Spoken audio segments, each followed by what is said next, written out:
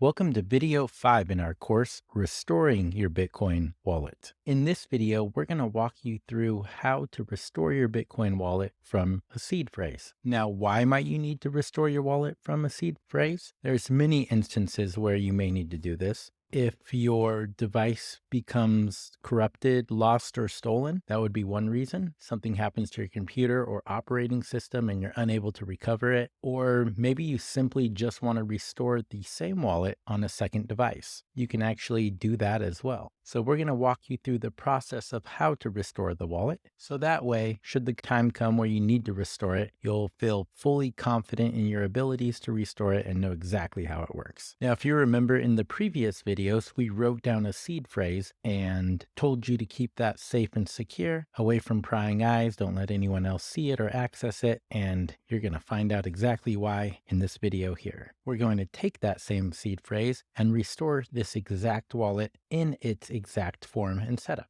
If you go to the addresses, you can see a list of addresses here. You can make note of a couple of them. We'll see our first one ends with JK. The second one ends in 355. And when we restore the wallet, we'll go to this same address tab and we'll look through the addresses and you'll notice all of the addresses are exactly the same as they are in your wallet as they are now, along with your transactions and any transaction history. This will be here all the same. This one transaction will be here the same, along with the same addresses. Now, if you don't remember how we got to the seed phrase, or you didn't actually back it up like you should have, we can go to the wallet menu and select seed. And then you enter your password that you created the wallet with and hit enter. And there your seed phrase will populate. Now, again, this should be written down on a piece of paper and backed up in a secure location. And again, when you display this seed phrase, make sure you're in a secure environment, preferably not connected to the internet at all. Again, your wallet is only as secure as the device that you install it on. That said, you can restore your wallet on a second device, so you have two copies of the same wallet. But if there's a virus on your device or keylogger or something like that, having it on multiple devices just increases the chances of that happening. So if you're going to use your wallet for a large amount of funds, preferably you want a cold wallet, meaning again, a wallet that doesn't touch the internet. Putting it on two separate devices is great for a spending wallet. It's very convenient and it does back it up in two different places. But if there's happens to be a virus or something on one of those devices, that could end up not being favorable. So with that said, we have the seed phrase here and we're going to go to file and delete, and we are going to delete this wallet file completely. And we'll click yes to delete,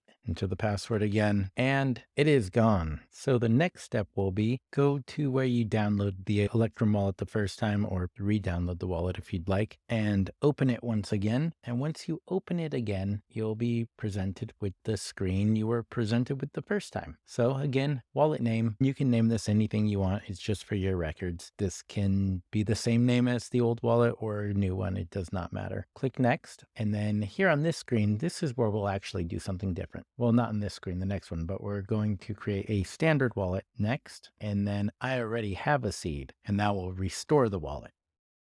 Create a new seed. That's to create a brand new wallet. I already have a seed. Restores a wallet that you already have. And we'll click next here and enter that seed phrase that we had before. All right. And now we go to next. You can set a password. This can be the same password or it can be a different password, but again, it will encrypt the wallet file on your device. So you can set that here. I will set it as the same password as my last one. I would recommend a strong password, but for video testing purposes, we'll keep it easy. Click finish, and the wallet is now restored with the same transaction history. And again, ending in JK and 355. Your labels may not transfer over. There is actually a plug in the wallet that will label sync. I believe that will upload the labels to the Electrum server and then restore it when you restore your wallet. But generally, let's see, yes, that will sync the labels across all devices. But generally, if you just put the labels there, they're only for your records, and all a wallet does is read the blockchain.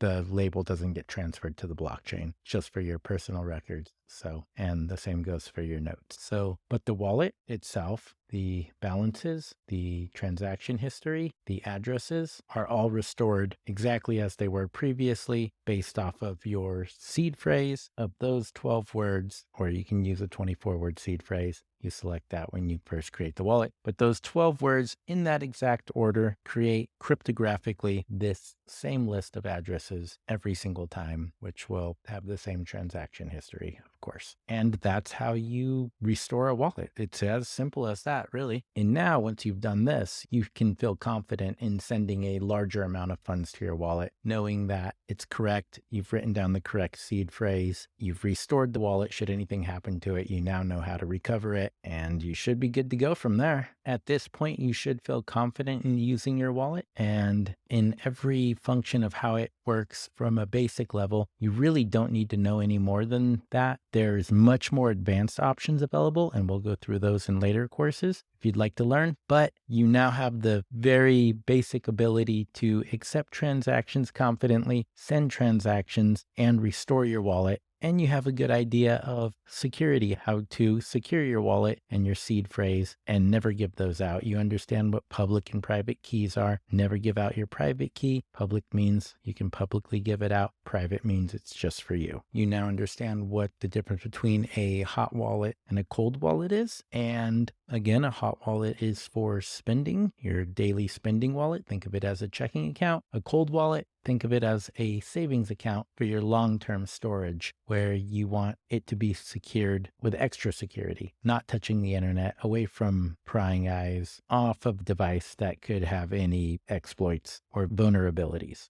So with that, I hope you've learned something, and thank you for watching this course. Hope to see you in some future ones.